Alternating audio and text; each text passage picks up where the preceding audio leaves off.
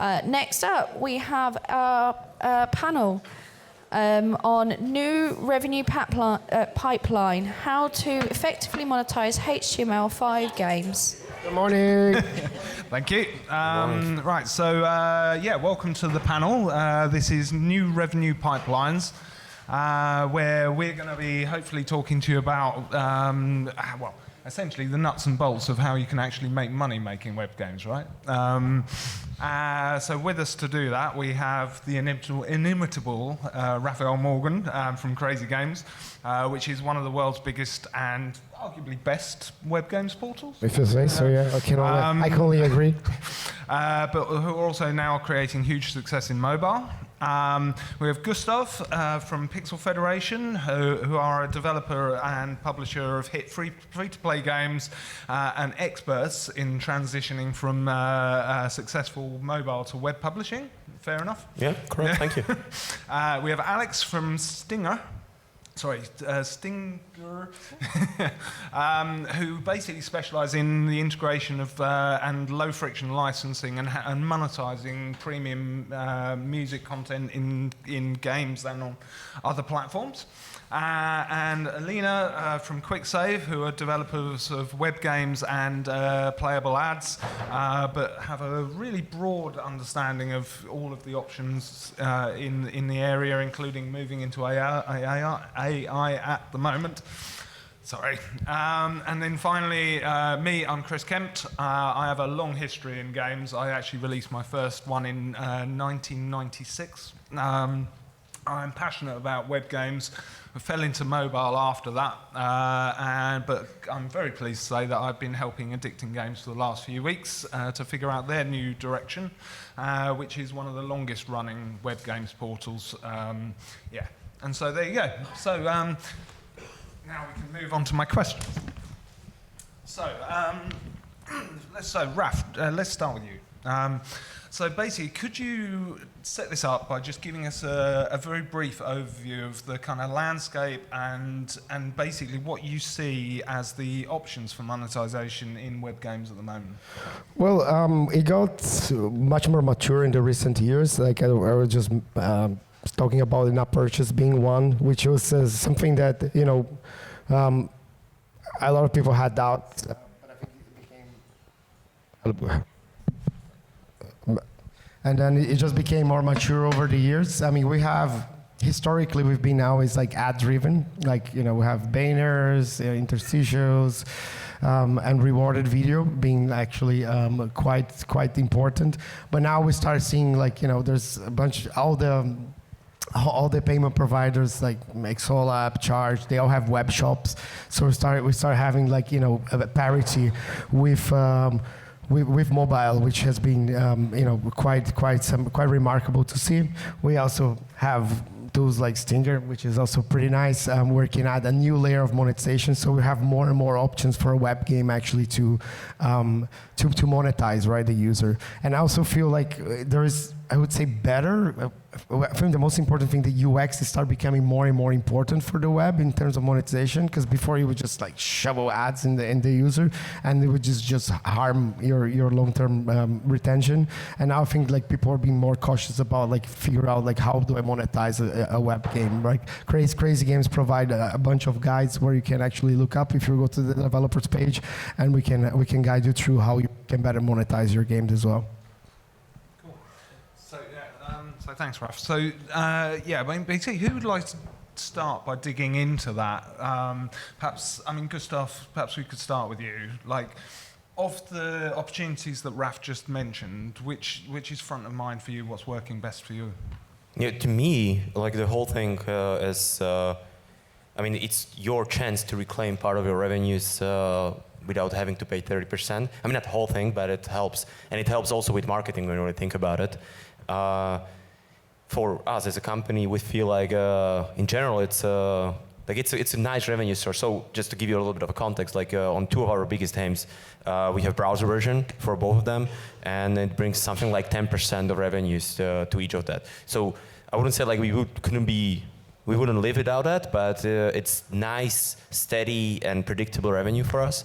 And it's also, I must say, it's like a new revenue stream, also like new player stream. So there's the thought that maybe it's just the players who would be paying otherwise on a mobile, but like arguably, I mean, we can prove it with data.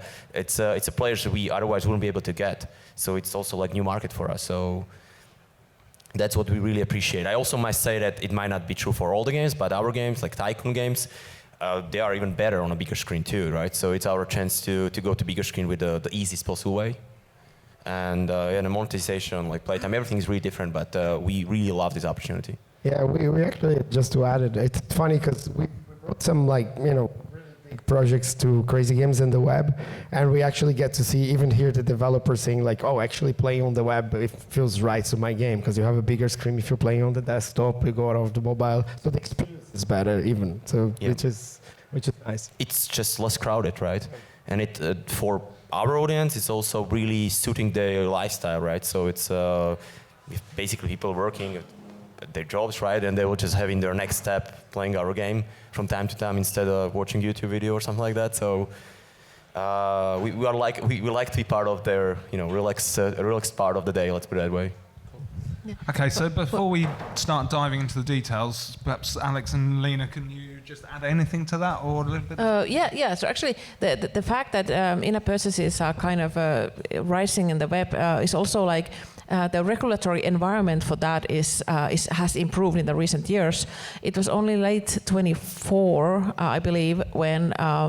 For example, Apple started to allow proper monetization with this embedded platform. So if you have an app that has embedded web games, they were not able to monetize properly. But now that Apple allows, the side web shops and there's different restrictions lifted, that actually applies for these embedded, your Facebook, Discord, Reddit, whatever. If you have a mobile app that has games inside, they are now more free to how they do also monetization, and they are technically web games as well. So I think that gives you more platforms where to monetize with proper in-apps as well. And Alex? Yeah, it's interesting. I mean, music is probably not what you think of when you think of monetization initially, but like you look at something like Fortnite and their fastest category of IPs is music emotes now, because it just is a weekly repeatable pipeline of new drops.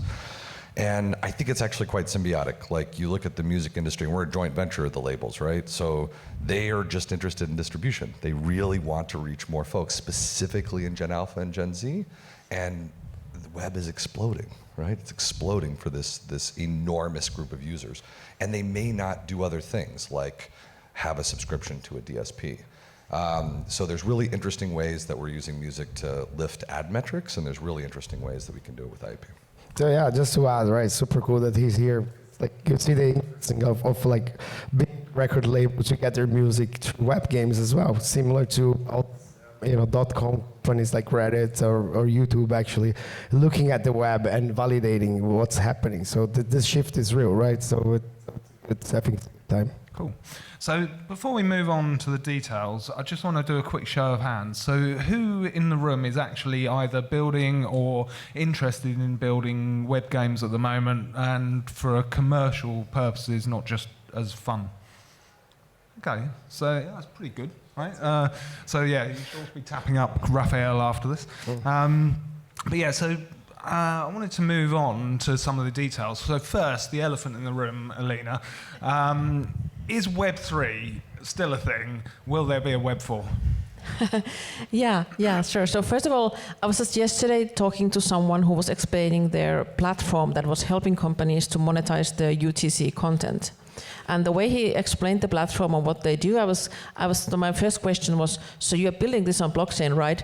And he said that, yeah, but we don't talk about that.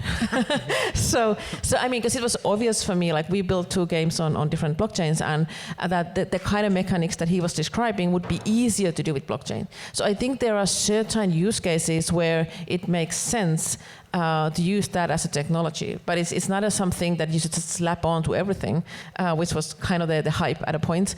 And eventually, like Web3 as a monetization, when we had it in, or you actually still have it in the game, it's actually like in-app purchases for us, which you are just paying with tokens. So it's not a very different model. You can do certain more innovative things as well. And then, of course, it allows you to do Kickstarter for free-to-play games. So you can pre-sell assets. But that's a risk, like maybe, Kickstarter risk, like maybe the game never materializes, like you paid something for nothing. So yeah, it's obviously not a hype anymore. Web 4 is going to be with AI, so there's already some talk about like your browser experience being like fully customized, like everyone sees their own view of things, their own surfacing of content, for example, could be hyper-personalized web with AI. There's different ways that it can do, but once it's going to be with AI, but whether we ever going to use the term Web 4, I don't know. I mean, did we get burned with the Web 3 term? I don't know. Cool. Well, basically time is rapidly elapsing for us, but so very quickly, Raf, like, what's the other side of that from a Crazy Games point of view? I mean, that's my personal opinion, but I think I think this microphone is gone. Like my voice. So I think like the beauty about the web is how acceptable it is, right? Like if you add layers of complexity, you just take the biggest strength of it. But again, I think as Elina mentioned, there are some use cases. It's not something that we actively seek on Crazy Games. We want to have like smooth experiences, just that snappy and get you into the action very fast. So this is where we're going. But other than that, I mean, I think the whole industry know the Web3 bubble, like the amount of money that came for web games. And we even talked to a lot of studios who started doing Web3 games, and then they have to hide it behind because they understood like, okay, there's a lot of friction for the user. We don't want this to be on the face of the players. So that's our point actually. Awesome, thanks. All right, so now, Gustav, like, how much money can you actually make from a web game, from in-app purchases? Like, is it comparable to the mobile landscape, or what, if you're building or planning a game, what could you do?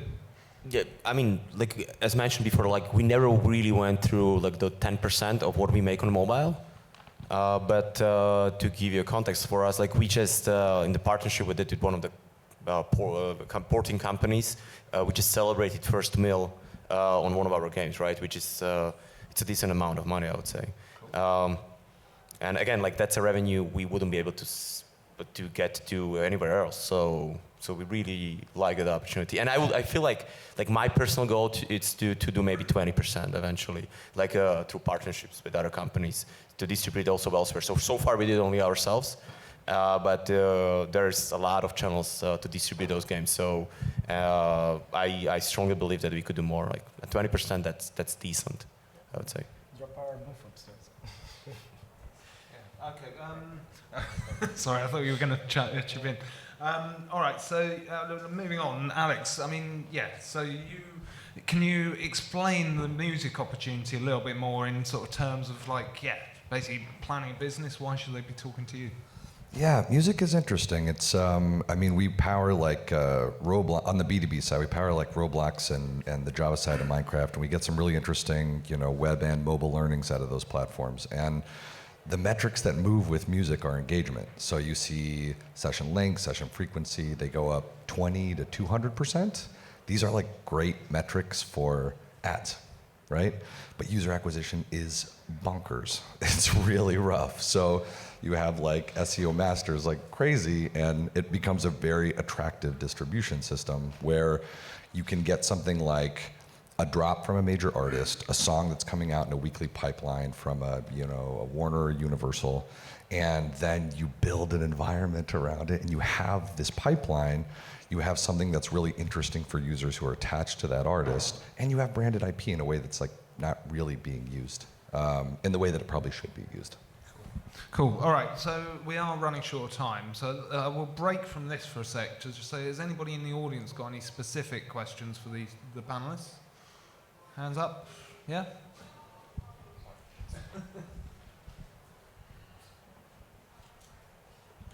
Yeah, this is kind of touching on a point that Crazy made in their previous presentation. Discoverability. So there's tens of thousands of web games being launched every quarter. And we've heard for years that SEO is dead, and it hasn't really died, but we are kind of moving into an age now where it's AI engine optimization. So the days of typing in fun free games into Google and getting hundreds of pages, and yeah, the first page was the most important one, are kind of gone. Now it's, I type fun free games into ChatGPT or Gemini and I get maybe 4 links. So, you know, how important is it to be in those top 4 links? How is that going to affect the browser games industry? Yeah, so basically the question is about the challenges of AI engine optimization and how it's going to kind of shake things up. Very important, very important, of course. But I do feel like as AI grow, we also will grow in sort of like the personalization, right, of knowing yourself. So I think it's just, I think we're not there, so I don't have a clear answer. But by using, I don't know, ChatGPT nearly daily for a lot of stuff, we kind of get to know a little bit more about you. And I think that, yeah, it's something that, you know, we see that some of these AI companies making possible for you to actually include your game or your link into their recommendations. But yeah, I think it's very important. Ultimately, right, it's all about engagement. So if you have a good game that has engagement, that it sees that, you know, it's been, it's kind of a success, we will find the user. And I think that we don't have a clear overview how it's going to evolve because the AI is changing every 3 months. So it would be even unwise to project something, but yeah, definitely. Okay, well, that's probably a good segue actually onto one of my other questions, which we'll start with Elina. Like, what about AI from the other point of view, from the development point of view? How much of a factor is that going to be on, you know, web games production and revenues? Well, it's already a huge factor, and it's also the acceleration is accelerating. So, like even now, like a CTO a year ago at this time, he was hesitant to use too much AI because it was slowing him down. Right now, it's like 10xing his productivity. So the models, everything is improving. And actually, there's some startups now starting with web-first approach because the AI is faster with web technology. So even if you go for mobile, you just wrap it, but you actually want to go web tech first. And for us, like we're building tools as well. So we have a tool to do playable ads with AI now. And we first had a visual editor, but the demand from the market is that you have to be able to prompt. So obviously we integrate with AI so that you can also prompt and use the tool by prompting. And I think that's the user interface that many of these tools kind of need to start having, like also including like game engines. But definitely tools need to be promptable. That's kind of the market expectation, so that it's really easy and fast. Cool. Right, well, I mean, with apparently 20 seconds to go, I guess I'm sorry guys, but we have to finish with Raf. What should this audience be bringing you for Crazy Games? Well, good games, but I think like what we're really seeing is that you understand how the web can play in your favor or in your pipeline where you actually start your journey on the web. We're seeing more and more bigger publishers actually doing this as well, and these indie guys, the ones that are the new founders, they're actually doing it, they're killing it. So they will be the big companies in 10 years, 15 years, and this is what we're seeing right now. It's happening on the web. Well, minus 20 seconds. Thank you very much. Please give the panel a round of applause. Yeah, well done.